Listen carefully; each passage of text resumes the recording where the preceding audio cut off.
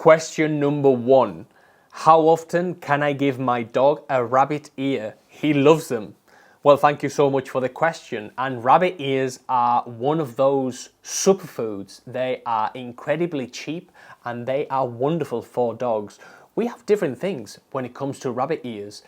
Why are they wonderful? Well, we have insoluble fiber, because anything with natural fur on is naturally insoluble fiber. So that's the fiber dogs need to thrive. They don't need any other fiber in with regards to something being natural. That's perfectly adept for them. And it's a wonderful wormer or dewormer, natural dewormer, because of these faculties of it being insoluble. Yes, sorry. And they also contain, because they contain cartilage, they are made out of cartilage. They contain natural glucosamine, and glucosamine aids joints. So it's a wonderful food that you can give your dog. Now, how often can I give my dog a rabbit ear? You can give your dog a rabbit ear every day if so you wish. The only thing I would tell you is that is part of the food. So if, say, you have a small dog, like a French bulldog, for example, and you give your dog 4 rabbit ears every day, that will make a significant proportion of the dog's daily allowance of food. So measure what you are giving the dog, how much you are giving the dog, and subtract the amount of grams, give or take, that you are giving the dog. So it is food. You can give a rabbit ear as often as you like, within reason, obviously. But yes, these are wonderful treats to give our dogs.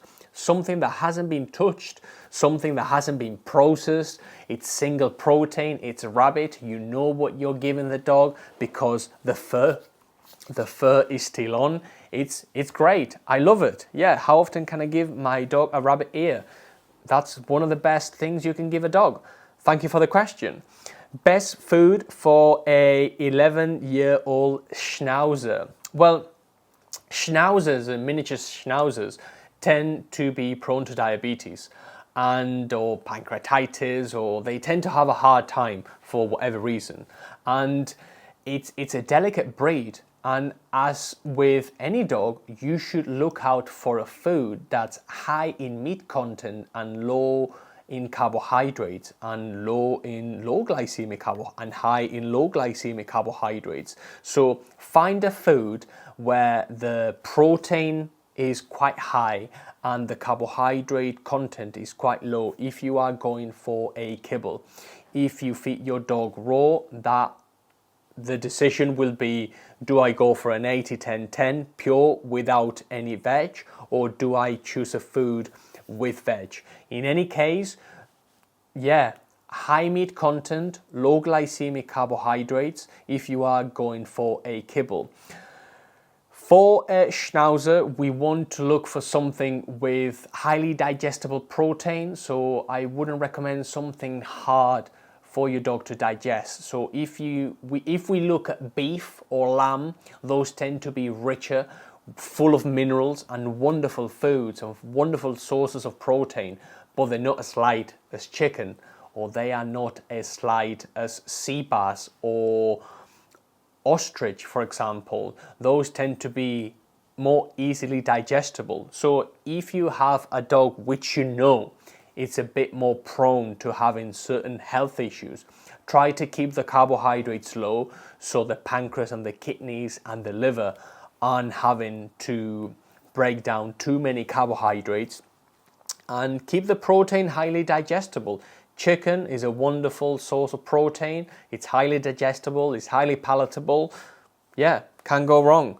Check thepetquarter.co.uk. We have wonderful foods, and we only sell wonderful foods out of principle. Another comment: feeding your dog low quality food leads to sensitive stomachs. And this is a video I made and this is a video I made on feeding your dog low quality foods. And we see this all the time. People come to our branches and they have dogs with all these health problems, all these health issues. that can be totally prevented, if not eradicated, if not just completely bypassed, if the dog was on a good food in the first place. So if your dog has any sort of health issue, I commend you, I implore you to assess everything you give your dog, and that's a wonderful starting point. The comment alongside this was another informative video. Thank you so much. Dogs and cats need real food. In January, I started feeding my cats mostly chicken thighs and raw ground beef. There has been no throwing up, no hairballs, and no litter box smells. Thank you so much for your question.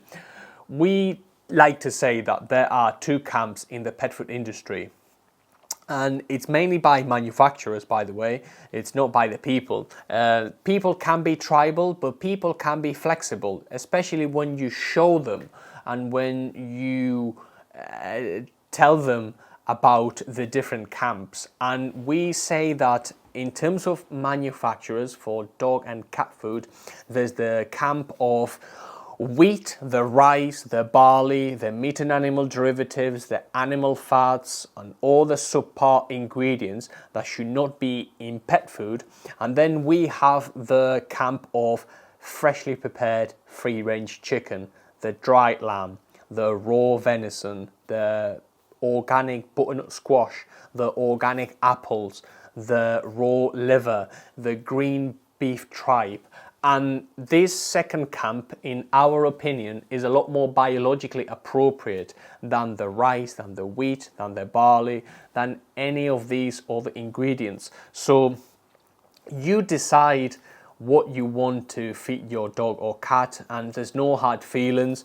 We are just here to help, but we just want you to be aware, because I didn't know this, I didn't know it, and I should have known sooner. And now that I know, I want you to know, because if you know, then we both know, and then our dogs and cats are going to be healthier as a result of this. So that's our mission. Our mission is to help as many dogs as possible, and to have dogs and cats that get cured, that do not have any of the health issues that they are dealing with, because these people, you don't have the knowledge yet. So yes, that's our mission. And the fact of the week this week is that the fastest dog on record is a greyhound, or maybe was a greyhound, named Scamp, who ran 39.05 miles per hour. And that's incredible. A greyhound that reached 39.05 miles per hour. That's mind-boggling. That's a bit faster than my 10-yard dash, as it were. So yes, greyhounds are fast, but maybe not this fast. This is a pretty extraordinary greyhound named Scamp. So there you have it. Thank you so much for all your questions. You can comment down below if you require a consultation. You can reach us on thepetquarter.co.uk or through the links in the description. Thanks for watching.